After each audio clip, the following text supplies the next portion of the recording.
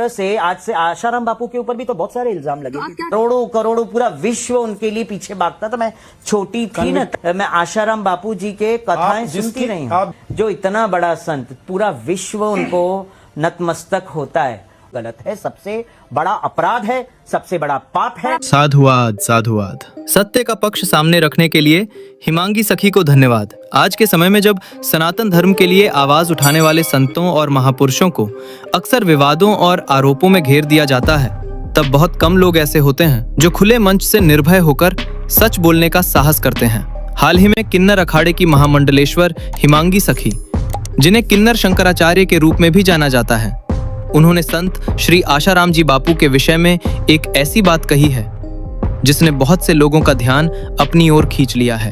भरे मंच से निर्भयता के साथ उन्होंने ये कहा कि जब भी कोई व्यक्ति सनातन धर्म और संस्कृति के लिए आगे आता है, धर्म के लिए काम करता है, तब उसके खिलाफ षड्यंत्र रचे जाते हैं और उसे फंसाने की कोशिश की जाती है। संत श्री आशाराम जी बापू भी सनातन और धर्म के लिए कार्य करने वाले संत हैं और उनके साथ भी यही हुआ है।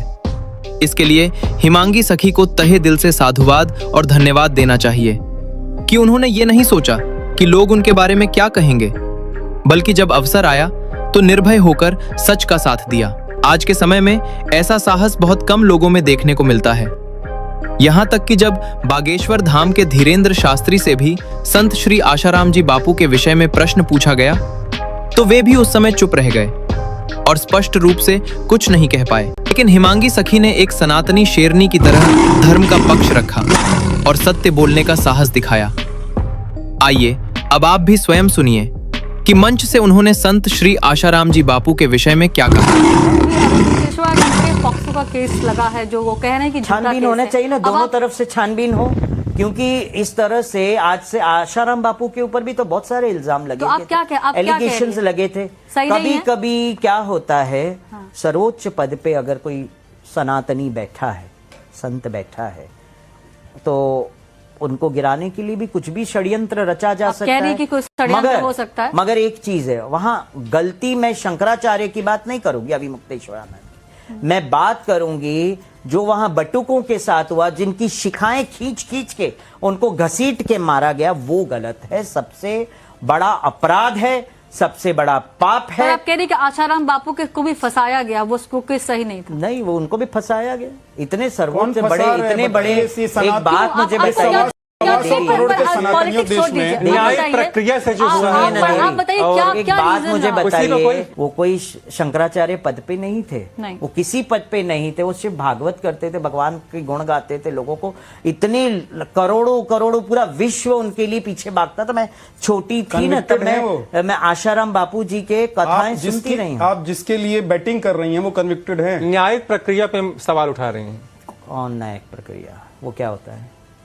जो आप न्याय में विश्वास नहीं, न्याय में हमारे देश में नहीं है। आप कैसी शंकराचार्य हैं? अरे मैं तो न्याय पे विश्वास रखती हूँ ना। तो फिर उन्होंने जो योगी आदित्यनाथ के बारे में कहा, मैं वो भी गलत बोलती हूँ कि इस तरह का शब्द का इस्तेमाल हमको नहीं करना चाहिए। एक धर्म गुरु होता है जो सर्वोच्च पद पे बैठा होता है। अभी मुक्तेश्वरानंद की बात कर रही हैं, क्योंकि जब सर्वोच्च पद पे आप बैठे हैं तो आपके अंदर शालीनता सबसे पहले होनी। शालीन नहीं है वो, सुनो ना।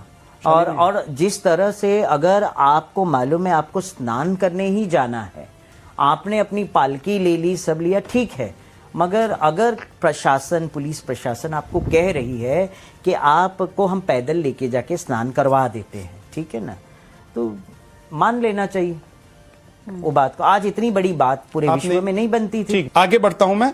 अब मैं आपसे बहुत जल्दी छोटे छोटे सवाल पूछूंगा, उसका आप एक लाइन में जवाब दीजिएगा। हुमायूं कबीर का नाम जानती हैं आप? हुमायूं कबीर को जानती हैं? नहीं, मैं नहीं। बाबरी मस्जिद जो, बाबरी मस्जिद, ओके ओके, ठीक कर रहे हैं। बाबरी मस्जिद मतलब हुमायूं कबीर? हुमायूं कबीर एक नेता हैं जो पश्चिम बंगाल के मुर्शिदाबाद में बाबरी मस्जिद कर रहे हैं। हाँ, गलत आदमी क्यों? वो भी तो अपने धर्म और परंपरा।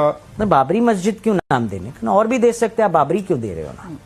क्या दिक्कत है? नहीं तो दिक्कत तो है ना, आप गड़े मुर्दे उखाड़ रहे हैं, आप हमारे सनातनियों के साथ मतलब खेल कर रहे हैं, वापस से वो चीज उबारना चाहते हैं और देश में लड़ाई करवाना चाहते हैं। आपने जिसको गाड़ दिया उसको वो फिर से उखाड़ रहे हैं। आपने जिसको गाड़ दिया उसको वो उखाड़ रहे हैं। किसको गाड़ा? बाबरी को। बाबरी को हमने गाड़ा ना। उखाड़ा किसने था? बाबरी के जगह पे पहले राम मंदिर ही था ना, तो उसको उखाड़ा किसने वो था? यही कह रहे हैं कि भाई इसीलिए तो मैं बाबरी बनवा रहा हूँ। तो वो बाबरी का जवाब उनको मिलेगा ना आने वाले टाइम में। राहुल गांधी को देश का प्रधानमंत्री बना देना चाहिए कि नहीं बना देना चाहिए? भाई वो योग्य रखते ही नहीं है। पर अभी मुक्तेश्वरानंद को तो चाहिए, उन्होंने कहा कि वो बहुत अच्छे प्रधानमंत्री बनेंगे। बिकॉज मैंने सुना है अभी मुक्तेश्वरानंद कांग्रेस ही है। अच्छा, मतलब शंकराचार्य भी राजनीतिक होते हैं? होते हैं। राहुल गांधी को क्यों नहीं बना देना चाहिए देश का प्रधानमंत्री, इस देश को? देखिए, एक क्वालिटी होती है हर इंसान, हर व्यक्ति में लीडर होने की, लीडरशिप की क्वालिटी होती है, वो झलकता है व्यक्ति के चेहरे से। उनके चेहरे से झलकता नहीं है, इसीलिए वे प्रधानमंत्री की योग्यता ही नहीं रख सकते। उनके चेहरे से आपको क्या झलकता है? कम नहीं है आप तो, उनके चेहरे से क्या झलकता है? अब वो तो कैसे सारी दुनिया जानती है। क्या भाव आता है बताइए? भाव क्या आता है? बच्चा है, बच्चा, बस आशीर्वाद दे रहे हैं। 50 साल में वो बच्चा है अभी। हमारे लिए तो बच्चा है ना। अब तो युवा नेता से बच्चा नेता हो गए, यहाँ तो नहीं एक तो अलग ही बात हमारे हो गई। लिए बच्चा है। हम आपके कितना लिए तो सब बच्चे हैं। हमारे लिए सब लेकिन बच्चे, वो तो हम उनको उनको भी बच्चा ही बोलेंगे। नहीं तो वो सही, देखिए वो आप उसको उनको क्यों आप बच्चा बोल रहे हैं? इसलिए क्योंकि आपने बोल दिया है कि मैं देखिए, शंकराचार्य हूँ, एक या आप इसलिए तो बोल रहे हैं कि उनके हम व्यवहार, धर्मगुरु हैं। उनके स्वभाव, उनकी वाणी से आपको लगता है सुनिए कि ना, बच्चे हैं? हम धर्म गुरु है, हमारे लिए सब बच्चे हैं, तो वो भी बच्चा है। योगी तो आप अपने बच्चे को देश का प्रधानमंत्री नहीं देखना नहीं दिख सकते, योगी क्योंकि उसमें योग्यता नहीं है ना। योगी